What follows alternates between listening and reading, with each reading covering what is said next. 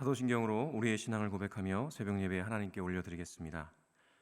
전능하사 천지를 만드신 하나님 아버지를 내가 믿사오며 그 외아들 우리 주 예수 그리스도를 믿사오니 이는 성령으로 잉태하사 동정녀 마리아에게 나시고 본디오 빌라도에게 고난을 받으사 십자가에 못 박혀 죽으시고 장사한 지 사흘 만에 죽은 자 가운데서 다시 살아나시며 하늘에 오르사 전능하신 하나님 우편에 앉아 계시다가 저리로서 산자와 죽은 자를 심판하러 오시리라. 성령을 믿사오며 거룩한 공예와 성도가 서로 교통하는 것과 죄를 사하여 주시는 것과 몸이 다시 사는 것과 영원히 사는 것을 믿사옵나이다. 아멘.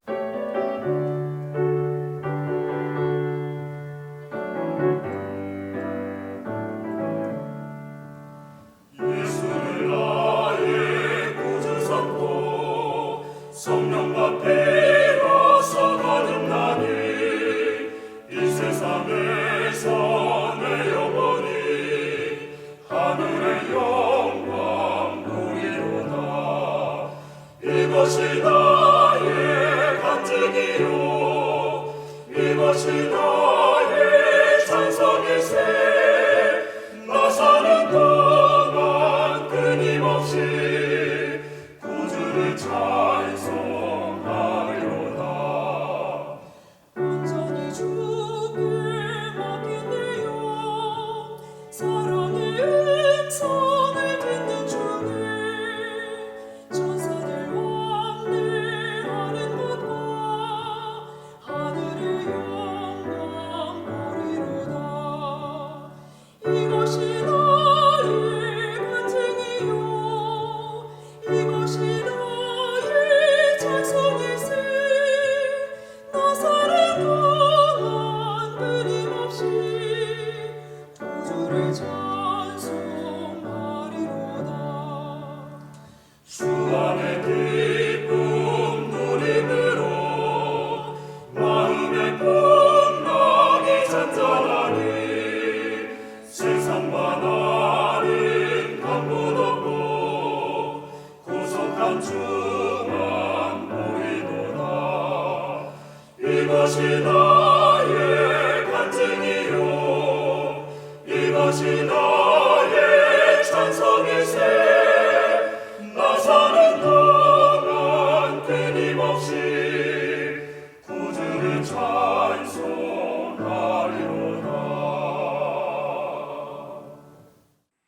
이 시간 우리에게 주시는 하나님의 말씀은 신명기 16장 1절에서 17절까지의 말씀입니다. 제가 봉독하겠습니다. 아비볼을 지켜 내 하나님 여호와께 유월절을 행하라. 이는 아비볼에 내 하나님 여호와께서 밤에 너를 애굽에서 인도하여 내셨음이라. 여호와께서 자기의 이름을 두시려고 택하신 곳에서 소와 양으로 내 하나님 여호와께 유월절 제사를 드리되 유교병을 그것과 함께 먹지 말고 이레 동안은 무교병 곧 고난의 떡을 그것과 함께 먹으라. 이는 내가 애굽 땅에서 급히 나왔음이니 이같이 행하여 내 평생에 항상 내가 애굽 땅에서 나온 날을 기억할 것이니라.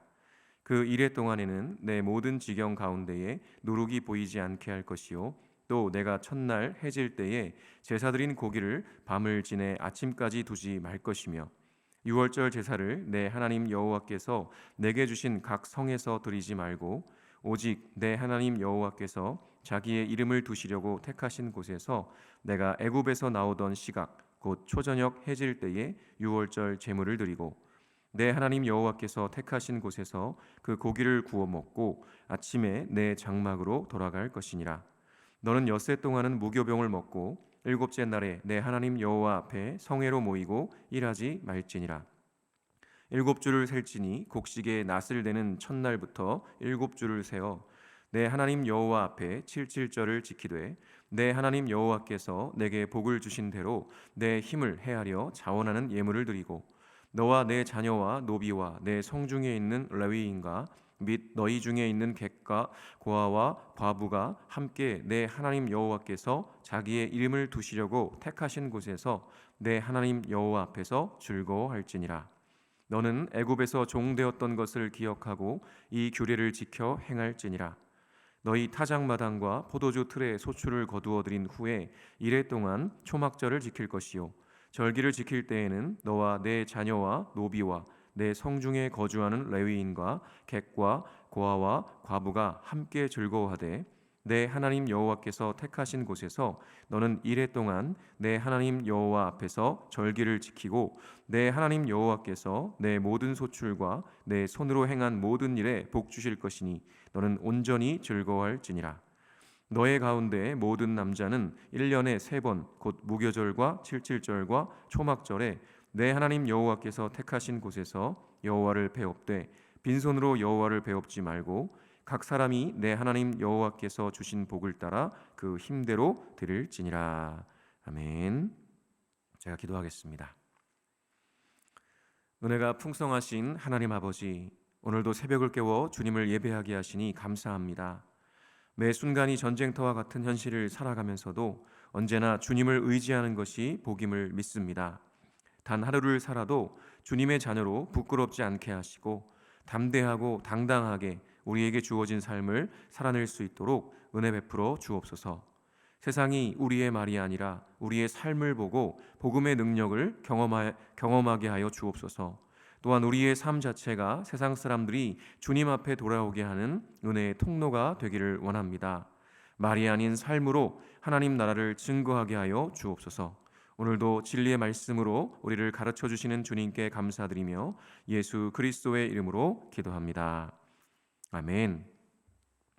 할렐루야. 오늘도 주님을 예배하는 자리에 서신 모든 분들에게 하나님의 한없는 은혜와 평강이 넘치시기를 간절히 축원합니다. 오늘은 기억의 힘이라는 제목으로 하나님 말씀 전하겠습니다. 여러분이 가장 잘 챙기고 있으신 기념일이 있으신가요? 아마도 부모님이나 배우자 또 자녀들의 생일을 가장 먼저 떠올리실 것 같습니다. 저도 가장 잘 챙기고 있는 기념일이 그렇습니다.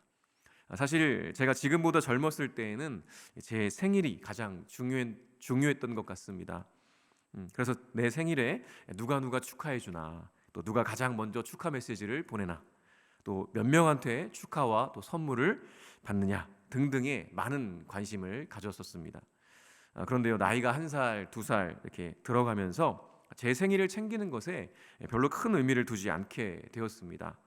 언젠가 제가 생일에 대해 이런 말을 들었습니다. 생일은 내가 축하받는 날이라기보다는 나를 낳아주신 부모님께 감사하는 날이다라는 말이죠. 그러고 보니 제 생일에 축하를 받아야 할 사람은 저 자신이 아니라 바로 부모님이신 거죠. 그래서 그 후로는 제 생일을 맞으면 늘 이전보다 더 부모님께 감사하는 마음을 갖게 되었습니다. 그리고 제가 결혼을 하고 아이를 낳아서 길러보니까요, 이 아이의 생일이 또 중요하게 다가오더군요. 아내가 아이를 임신하게 되어 함께 기뻐했던 순간들, 그리고 10개월 동안 뱃속에 아이를 기다리며 보냈던 설렘과 감사의 순간들, 그렇게 태어난 아이의 첫 모습이 정말 저의 상상과는 달리 너무 쭈글쭈글 못생겨서 당황했던 기억들, 그렇게 아이가 지금까지 우리와 함께 자라온 모든 과정들을 매년 아이의 생일 때마다 기억하고 기념하는 것이죠. 사실 아이를 키우다 보면 속 터지는 일이 하나둘이 아니고요, 스트레스도 많이 받습니다. 그런데요, 그러다가도 이 아이가 어떻게 우리에게 왔는지, 하나님께서 얼마나 귀한 선물을 우리에게 보내주셨는지를 기억하고 이렇게 나누다 보면요, 어느새 감사가 넘치고 이 선물 같은 아이를 향한 사랑이 더욱 커지는 것을 경험하게 됩니다. 물론 우리의 이러한 기념일들은 좋은 순간들을 기념하기도 하지만 또 좋지 않았던 순간들을 기념하기도 합니다.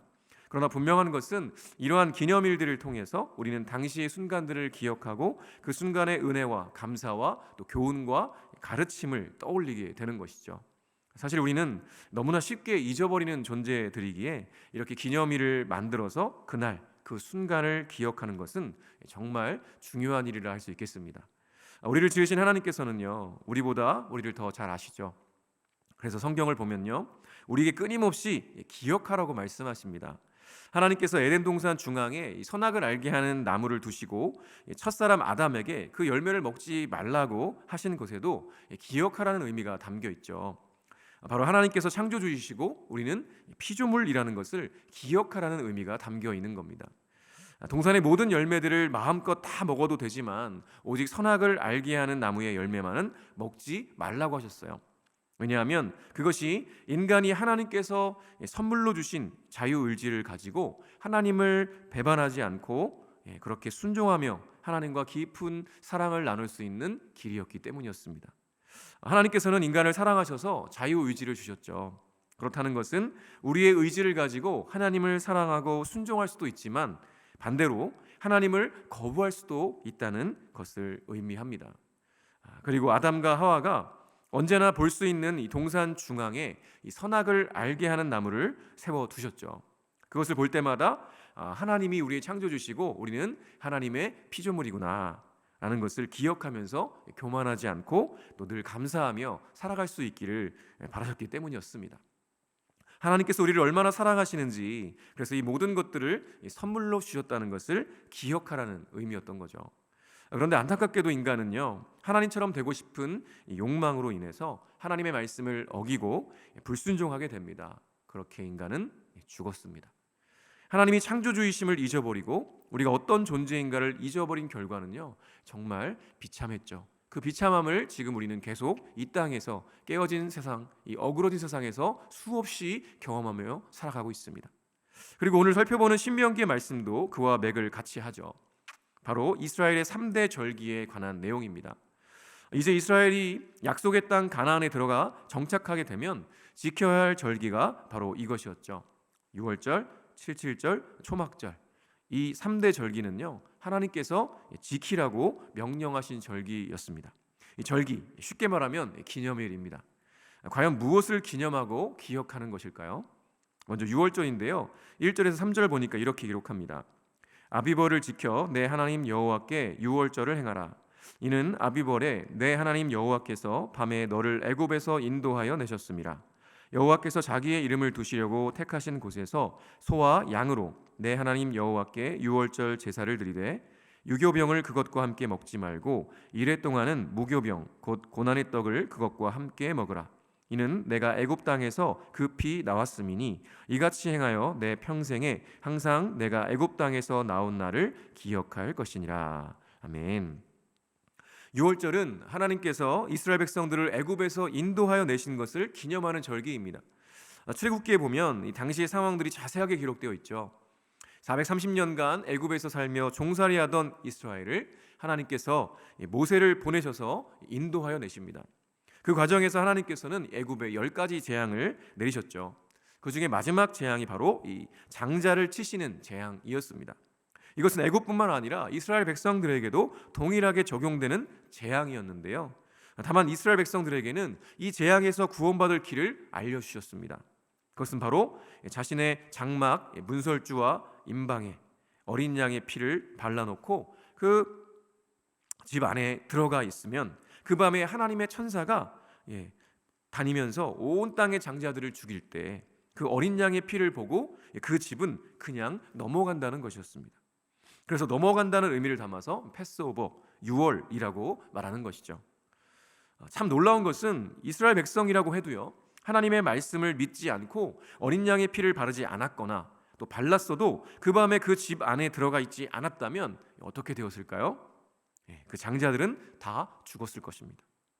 우리는 이 사건을 통해서 구원이 이스라엘 혈통에 있지 않고 오직 하나님을 믿고 그 말씀에 순종하는 것을 통해 이루어진다는 것을 배우게 됩니다. 그렇게 마지막 재앙의 밤에 애굽 온 땅에서는 이 장자를 잃은 이들의 통곡 소리가 울려 퍼졌습니다. 그리고 그 6월의 밤이 지난 다음 날 이스라엘 백성들은 드디어 출애굽을 하게 되었죠. 지금 하나님께서는 그 6월의 밤, 하나님께서 이스라엘을 구원하신 그날을 기억하고 기념하라고 말씀하시는 것입니다. 그리고 6월절을 지킬 때에는 누룩이 들어간 유교병이 아니라 누룩을 넣지 않은 무교병, 곧 고난의 떡을 먹으라고 말씀하십니다. 왜냐하면 애굽 땅에서 나올 때 급히 나왔기 때문이죠. 누룩을 넣어 빵을 부풀릴 시간조차 없이 급하게 나와야 했기 때문에 그때의 긴박함을 기억하며 일부러 누룩을 넣지 않은 무교병을 먹으라고 말씀하신 것입니다. 그렇게 하나님께 6월의 은혜를 기억하고 감사하며 제사를 드리고 누룩을 넣지 않은 고난의 떡인 무교병을 먹는 것을 6월절 때마다 행하여서 하나님께서 이스라엘을 어떻게 사랑하시고 또 어떻게 인도하시고 어떻게 구원하셨는지를 기억하고 기념하며 감사하라고 말씀하시는 것입니다. 그렇게 이스라엘이 하나님 백성됨의 정체성을 늘 확인하고 기억해야만 이방인들의 우상 숭배 문화와 죄의 유혹에도 흔들리지 않고 하나님 나라를 이루어갈 수 있기 때문이었죠. 그래서 유월절을 지키는 것은 정말 중요한 것이었습니다. 그리고 이어서 77절에 대해 말씀하십니다. 77절은 보리를 처음으로 수확하는 날을 기점으로 7주, 그러니까 77은 49, 49일이 지나고 지키는 절기인데요. 이때 주식인 밀을 수확하게 됩니다. 9절부터 12절에 이렇게 기록하는데요.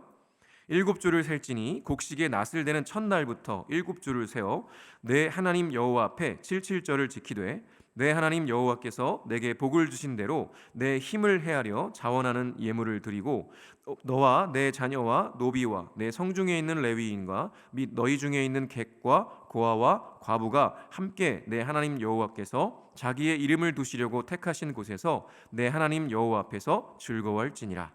너는 애굽에서 종되었던 것을 기억하고 이 규례를 지켜 행할지니라. 아멘. 밀을 처음으로 수확하게 되는 77절에서 가장 중요한 것은 바로 하나님께 복을 주신 대로 힘껏 자원하는 예물을 드리는 것이었습니다. 가나안 땅에 정착해서 살아갈 수 있도록 하나님께서 땅의 열매를 거두게 하셨으니 그 하나님께서 주신 복을 기억하고 감사하는 마음으로 자원하는 마음으로 예물을 드리라는 것이었죠. 그리고 뿐만 아니라 이 노비와 레위인과 객과 고아와 과부처럼 이 어려운 이웃들과 함께 하나님께서 주신 복을 나누며 즐거워하라고 말씀하십니다. 왜냐하면 이스라엘 백성들도 애굽에서 종살이를 했었기 때문이었죠. 그때의 어려움을 기억하며 오늘 우리와 함께하는 그 어려운 이웃들을 돕고 돌보는 것이 마땅하다는 것입니다. 이처럼 77절을 지키는 이유도 역시 유월절과 같죠. 이스라엘 백성들을 향하신 하나님의 사랑과 은혜를 기억하고 감사하며 하나님 나라 백성으로서의 정체성을 새롭게 늘 가지라는 것입니다. 그리고 이제 마지막으로 초막절을 말씀하시는데요. 이 초막절은 모든 땅의 수확이 끝나고 풍성함을 누리면서 다음을 위해서 이 곡식들을 저장하는 시기에 지키는 절기입니다. 그래서 새 절기 중에 가장 풍성한 때이기도 하죠. 우리나라의 추석과 비슷하다고 할 수 있겠습니다. 그런데요, 놀랍게도 그렇게 1년 중 가장 풍성한 이 시기에 하나님께서 독특한 명령을 하십니다. 바로 초막절을 지키라고 하시는 거죠. 13절에 이렇게 기록합니다. 너희 타작마당과 포도주 틀에 소출을 거두어 드린 후에 이래 동안 초막절을 지킬 것이요. 한 해의 모든 소출을 거두어 드린 후에 이스라엘 백성들이 해야 할 것이 바로 초막절을 지키는 것이었습니다. 초막, 그러니까 한마디로 텐트를 말하는 거죠. 이스라엘이 출애굽하여서 광야에서 40년을 지내는 동안 이들은 광야에 초막을 짓고 살아야만 했습니다. 그런데 하나님께서는 약속의 땅 가나안에 정착하여 가장 풍성한 때를 맞이하는 그 순간에 일주일 동안 자기 집이 아니라 초막을 짓고 거기에서 지내라고 말씀하시는 겁니다. 왜 그렇게 하라고 하셨을까요? 그것도 다른 절기들과 같은 이유였습니다. 지금 이스라엘이 이렇게 곡식과 열매들을 수확하여 풍성한 삶을 누리는 그 순간에 일주일 동안 불편한 초막에 지내면서 하나님께서 40년 동안 광야에서 어떻게 이들을 사랑하시고 돌보시고 인도하셨는지를 기억하라는 것이었습니다. 그리고 이 모든 풍성함이 어디로부터 오는 것인지를 생각하라는 것이었죠. 바로 하나님께서 당신의 백성들에게 이러한 모든 것들을 은혜로 베푸셨음을 기억하고 감사라는 것이었습니다. 그리고 77절처럼 노비와 레위인, 객과 고아와 과부들과 함께 그 풍성한 소출, 하나님께서 선물로 주신 그 모든 풍성한 복들을 나누며 함께 즐거워하라고 말씀하시죠.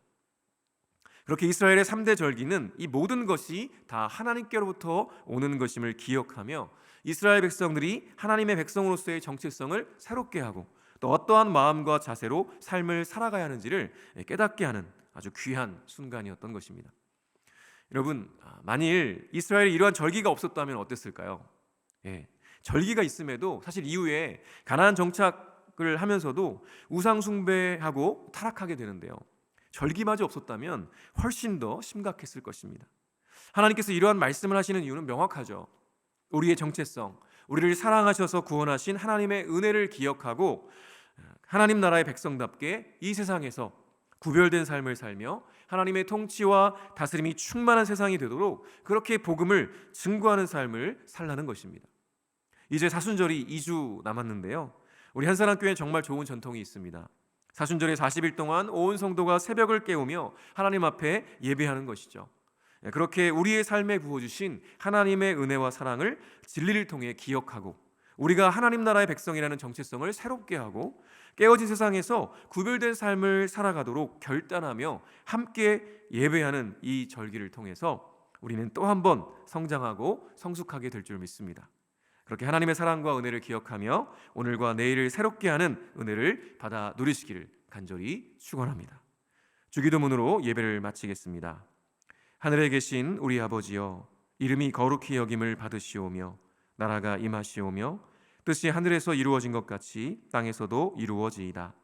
오늘 우리에게 일용할 양식을 주시옵고 우리가 우리에게 죄 지은 자를 사하여 준 것 같이 우리 죄를 사하여 주시옵고 우리를 시험에 들게 하지 마시옵고 다만 악에서 구하시옵소서.